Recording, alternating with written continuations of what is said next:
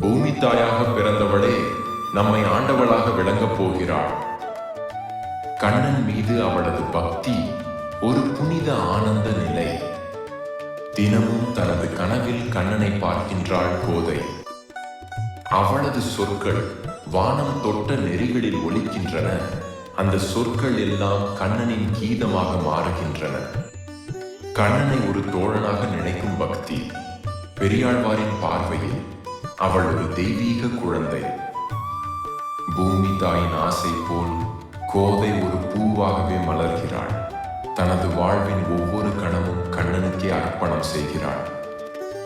கோதை துளசி இலைகளை கண்ணனுக்காக கையால் தேடி சேகரிக்கிறாள். அவளது எண்ணம் துளசியின் நறுமணமாக பரவுகிறது.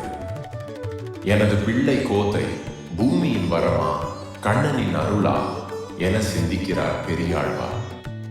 கோதை சிறு வயதிலேயே உலகுக்கு சொந்தமாய் மாறுகிறாள்.